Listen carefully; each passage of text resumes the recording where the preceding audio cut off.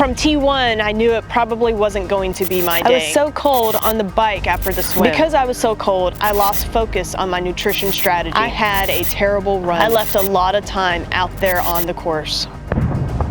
But that was last year. This race was a turning point. I wasn't fast, but I had fun. That finish line was a new beginning. I'm ready to do it again this year.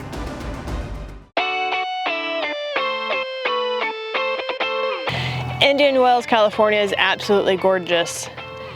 It might be in the middle of a desert, but it's so beautiful enough that we're back here for the second year in a row. Last year was a bust for me.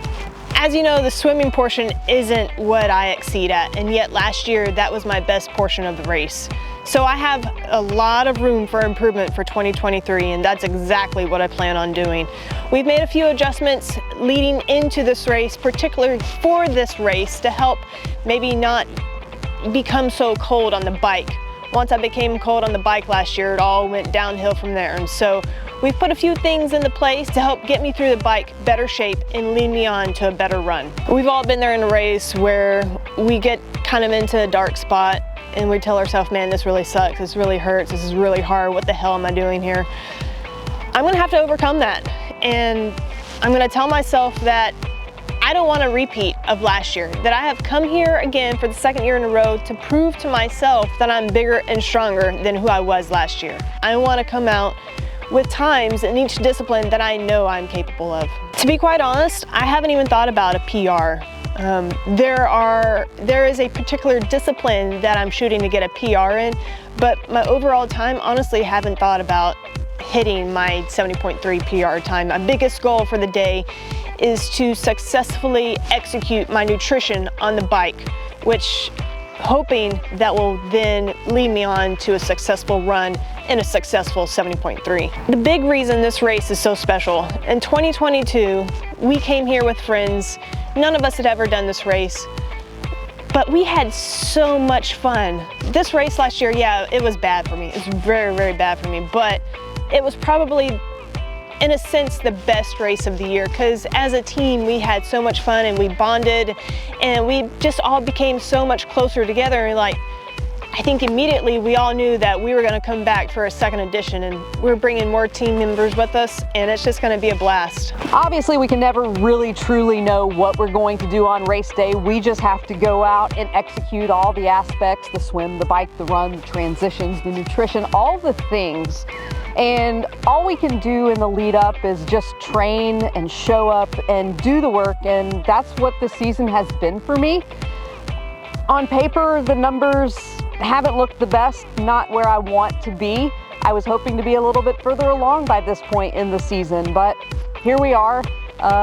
You know, the comeback's taking a little bit longer than I had hoped, but I'm not losing hope because I'm very excited about racing in Indian Wells once again. When we had the opportunity to sign up and register for 2023, I jumped on it. I was glad. I looked forward to it. Even back in January, we hadn't even been a month out from this race. I was already thinking about doing Indian Wells again and coming out here and just celebrating another season. And you know, that's what I look at this race. It is a celebration. It's a celebration to be able to do this sport, to have the longevity in this sport, to share it with others, to share it with my wife. And that's really a special thing, that we have a bond that we share. And hopefully by the time we both cross the finish line on Sunday, we'll have a lot to celebrate in addition to the great year that we've already put together behind us. I think one of the advantages that we have doing this race again is we now have the course familiarity. I feel like I know what to expect on race day. I kind of know where I need to push myself, where I need to hold back. I know what I'm going to need on the run, and it's going to be challenging with a lot of rollers on the run course. But that gave us an opportunity to prepare for that in our training because we knew what the course was laid out like. So we did a lot of hill work, we did a lot of hill repeats, we did some rolling runs back in Austin.